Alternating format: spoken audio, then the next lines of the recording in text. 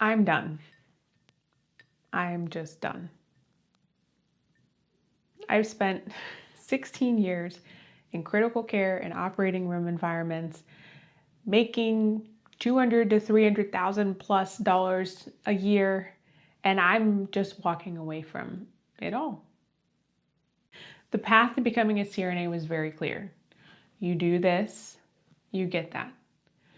But what happens when the salary stops making up for all of the things that are slowly just crushing you, slowly taking your vitality and your life and your excitement away? I tried decreasing hours, tried doing PRN, I tried doing all this rearranging around to somehow make all of it more palatable. I did the breath work, I did the meditation, I did, positive thinking, all of that, and none of it made it better. Those are band-aids. Those are little band-aids, but they don't fix the root cause. And there was a moment, like a day, when I just realized that no amount of zhuzhing and rearranging was going to fix what was ailing me. That it was very much and became very clear about I just had to leave. I couldn't keep going back into the same environment over and over, expecting to somehow heal and get better by re-exposure, by constant re-exposure to the very thing that got me into the state that I'm in. So when I realized that I had to leave, the next question was, okay, well, to what? For what? Where are we going? What is this thing that you're going to go do that's going to replace all of this? My career and my livelihood and my identity, because I think it became part of my identity even. And then I realized, I was like, that's not the point. The money is not the point. The point is, I am living a life that I don't want.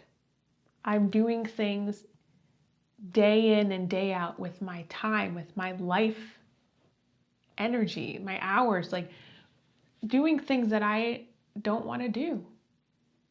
And I can hear those people just so selfish. You have no right. You should not be complaining, privileged. I can hear that. And part of me is maybe those people are right. And I did believe that, because that's why I stayed for years. I've been feeling this. And I kept saying, there must be something wrong with me, because on paper, you got it going on. On paper, it looks good. But if those people are right, does that mean that I'm relegated to a life of being just a little bit miserable every day, of dreading going to work? Is that my fate, to just suck it up and be unhappy? What a conundrum, to have the audacity to be unhappy. And I just think of those people that say that, and it makes me think of the quote, which I'm sure they've said in their own lives, money doesn't buy happiness. There is more that this is about than just money. So here I sit. Here I am sitting in a whole vat of I don't know. I just know what I don't want right now.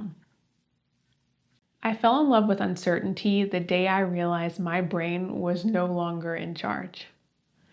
That it was my body, my poor abused body. It had had enough.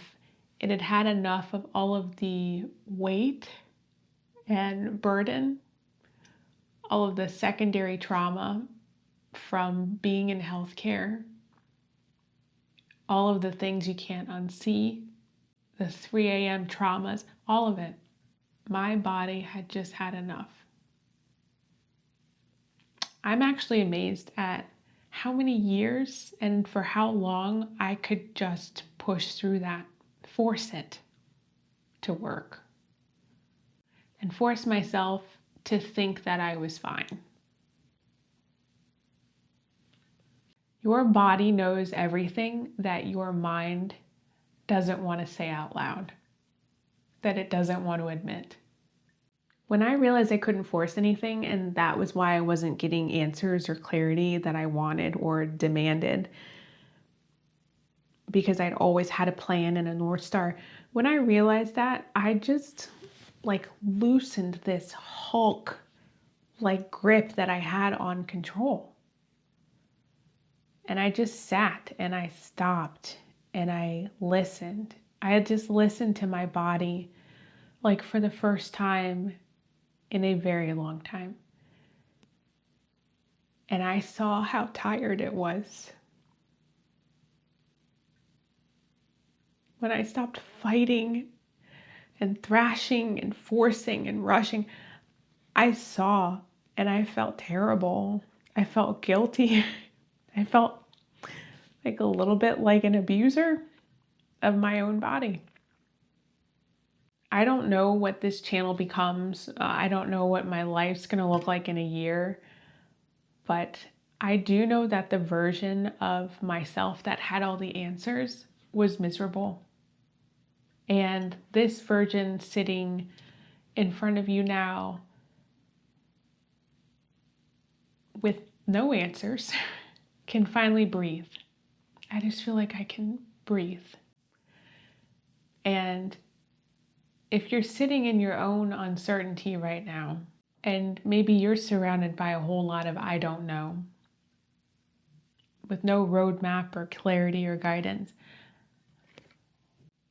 I think about falling in love with uncertainty. Like looking at it from a different perspective, like you would doing a handstand. And maybe from this angle, you can start to see that I don't know is actually just a world full of possibility. It's literally infinite possibility. And I think maybe that's an idea worth loving.